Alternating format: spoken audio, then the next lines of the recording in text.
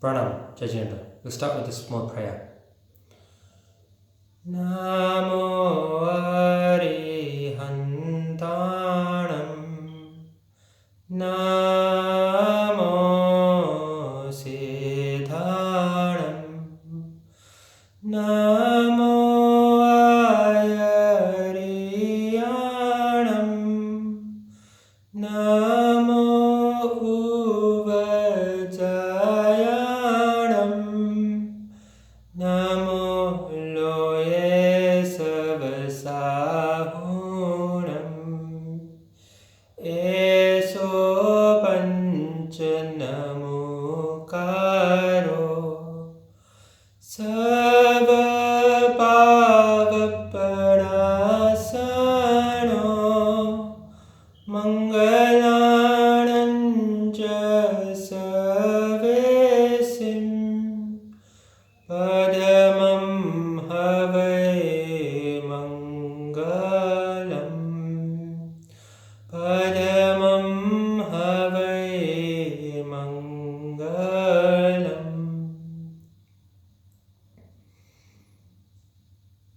In the last video, we talked about the Sansaar Davanal prayer, and then we talked about the forest fire of Sansar, the Sansaar Davanal, and we said that Mahavir Bhagavan and the Tirthankaras have provided water to help calm that fire. So what is this water and how can we explain it? And in practical terms, what are we talking about there? Well, water can be the tools that we've been given to overcome our inner fires of our inner passions, our anger, greed, ego, attachment, aversion, and there's many such tools. And one tool we're going to go into detail now is something called the Bhavnas, or the 12 inner reflections. That thoughts, ways of thinking, training the mind that help one to calm those inner tendencies to always possess, to collect, to increase on the outer side, neglecting the inner side, and also be cool, calm, collected, deal with any situation. And out of these, one of the tools is the Bhavnas, or the reflections, of which there are 12, and of which the first one we're just going to touch on today, called Anitya Bhavna. What's Anitya? Anitya is talking about the impermanence of this world, but in contrast, the permanence of the soul. Let's start with a story which can illustrate this in a little bit more detail. There was a king. This king had everything he could want. And he once met a saint. He didn't pay much attention to what the saint said, but the saint gave him a small pendant, bracelet, and he said, keep this and have a look at it whenever you're in times of trouble and look at what it says, only open it at that time. He said, fine. He kept this pendant, tiny, just, nothing else, just had a small little thing inside. And once an enemy king took over his kingdom and he lost everything. He lost his family, he lost his wealth, he could hardly eat. Prince became a pauper, king became a poor person. He was so sad, he was used to such luxury, such wealth. He was on the verge of wanting to commit suicide. He was so upset. But then he remembered, whenever times are difficult in life, or whenever you're unsure what to do, have a look in this pendant. And he opened it, he opened the pendant. What did it say inside? It said, this too shall pass. And he thought, I've come upon bad times. Nothing is going my way at this time. But this too shall pass. He thought, these sad times are going to pass one day. Let me regain my mental strength. Let me work. Let me do what I need to. Be happy. Be calm. And he slowly calmed his mind, started working hard, and slowly over time, he regained his wealth, his self-esteem. He even built up friends, and eventually, through one thing leading to another, he actually managed to regain his whole kingdom, and he became the king again. Now, he got lost in his power as a king. Many years passed. He had all the luxuries, all the temptations, everything he could want. And he started mistreating his subjects, being rude to people, killing, doing all sorts of bad things. And his minister reminded him, look at your pendant, see what it says. And he looked at the pendant, and it said, this too shall pass. And he thought, I have all the power in my hands right now. I'm in the prime of my youth.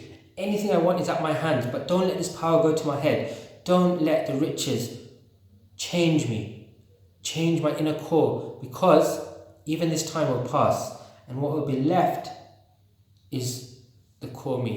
And he's calmed himself, and he centered himself again, and started thinking properly good, and doing good deeds as well. Life has ups and downs like a roller coaster, but the essence of philosophy is to be cool, calm, collected and stable in all situations.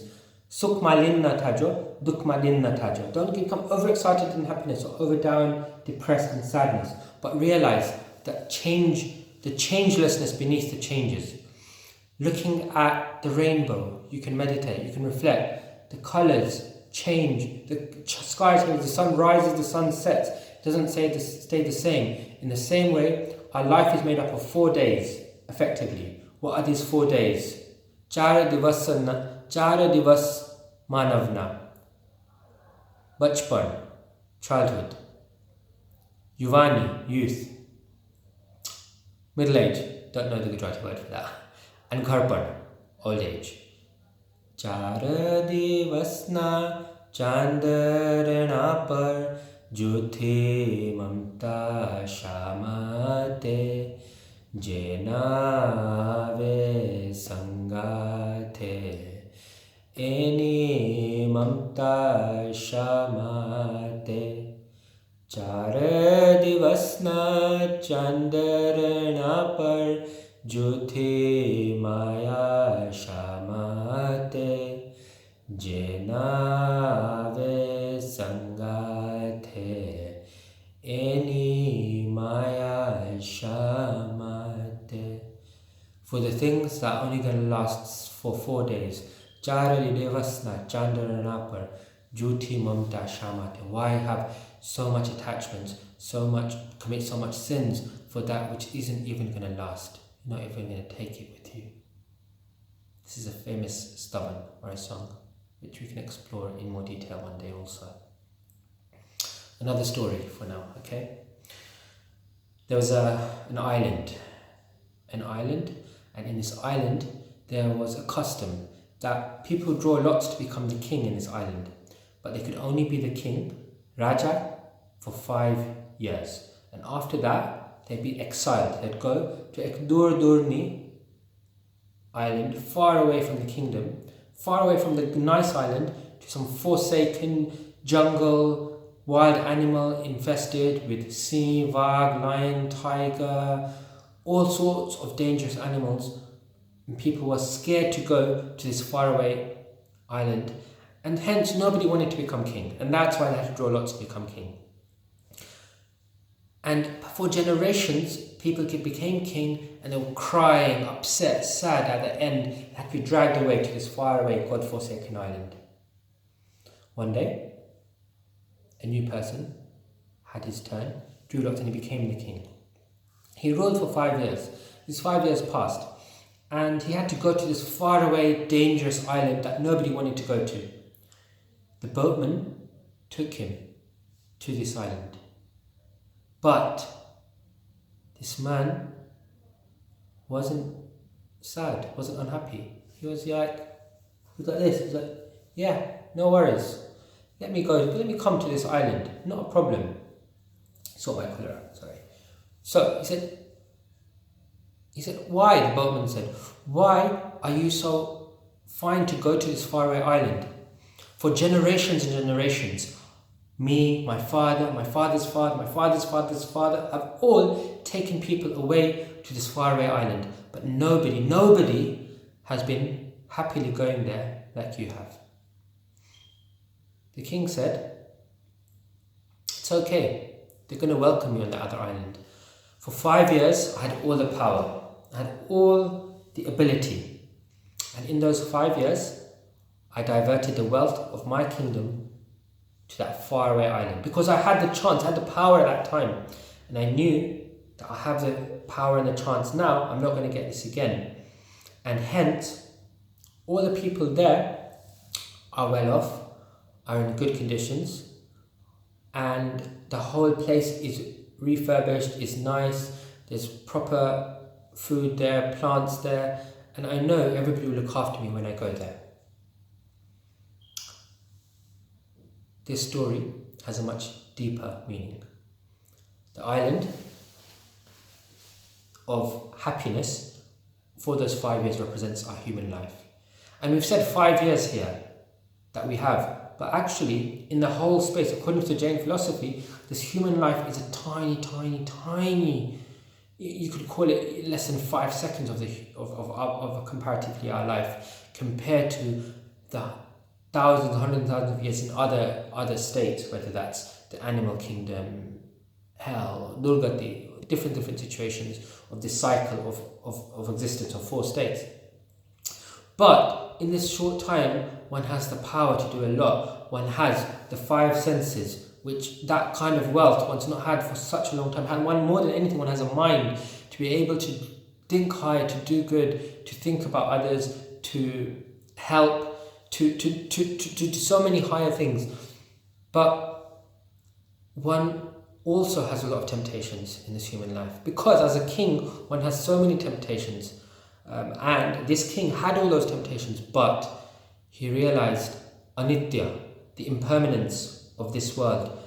Just like a dream, he knew he'd wake up from this human life. There's a dream, we're going to wake up from this dream one day. Just like a flash of lightning is there and it goes. So he knew that those 5 years would be up, just like that. And he lived such a good life that he knew that he had almost effectively an eternity in the next place to really be looked after. And he hadn't let the power go to his head. He understood the changelessness behind the changes. We can explore in more detail this Anitya Bhavna another time, and to think of some of the reasons why it's not a case of being unhappy in this life either, but they say that to live a true life on the basis of these bhavnas and these principles actually calms those fires of greed, lust, ego, deceit, and actually the calming of those fires is like a sense of happiness. In the same way that if a man has an itch, he's scratching all the time, then one way of temporarily trying to be happiness is to keep scratching, keep itching, and to calm that scratching. But that scratch is a metaphor for itcha, for desire. And the more you scratch, the more you want to scratch. And in the same way, the philosophy says that the more you fulfill your desires, desires are endless like the sky, that they keep rising. A person has no house and he wants a bungalow. He has a bungalow, he wants a flat. He has a flat, he wants a house. He has a house, he wants a mansion. He has 2 kids, he wants 3. He has 1 kid, he wants 2. He has 2 kids, he wants 3. He has 3 kids, he wants 4. Desires keep going up and up and up. If one becomes king of president of a community, he wants to be king. If he becomes king, he wants to be emperor. So desires are limitless, desires are endless. And that's because the more that this person keeps scratching, the more he wants to scratch. But satisfaction is like taking a medicine, a cream that will ease that itch. And that is the essence of this philosophy to explore. So that's a few short stories looking at Anitya Bhavna. And we'll leave you with a couple of short lines from the Uttara Dhyana Sutra that Mahavira Swami quoted and said this to Gautam Swami, who was his first disciple. He said, "Be careful, Gautam, all the while. This life is like a drop hanging from a blade of kusa grass. It can fall at any time." So this life is like a drop hanging from a blade of a plant. You're looking at it, and it can fall at any time. Hence, treat this life with such preciousness, and this time is worth more money than the whole of the universe on the other side, if you have both of the scales.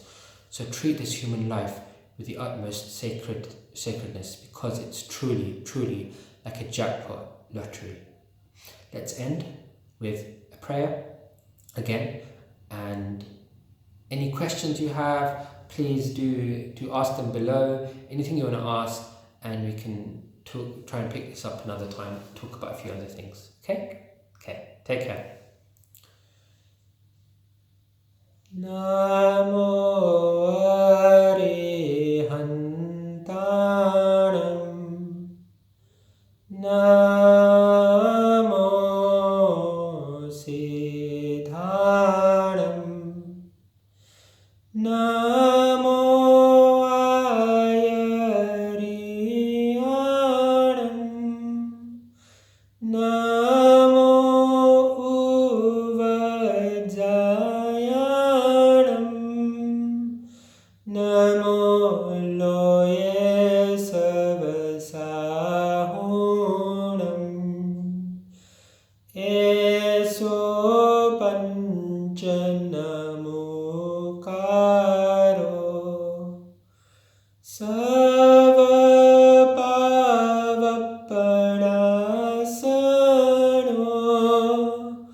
Mangalancha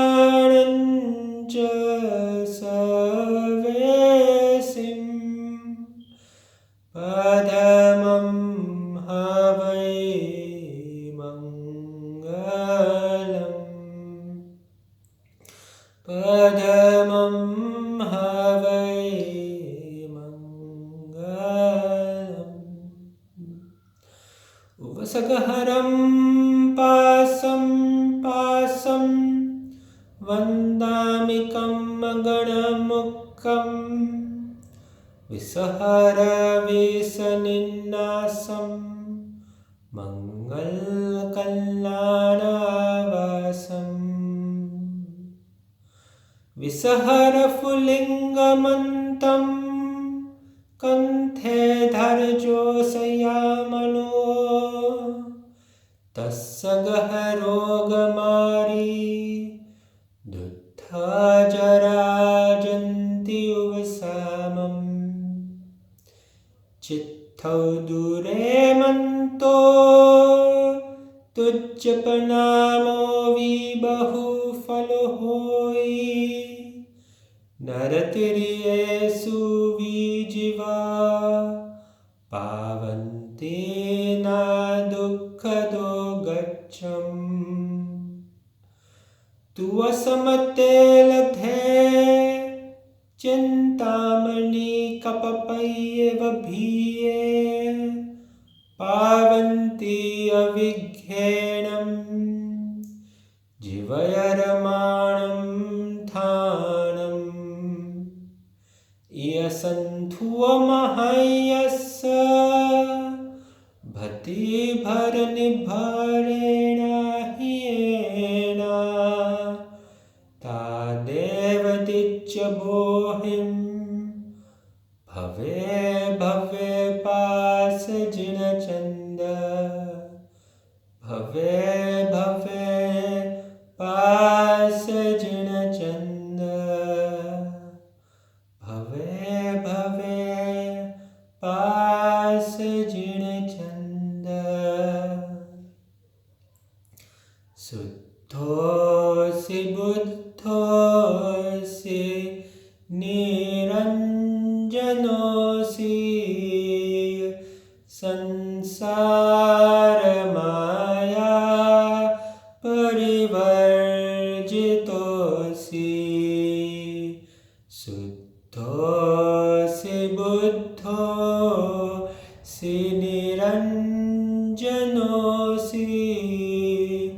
Sansaar maya parivarjitosi.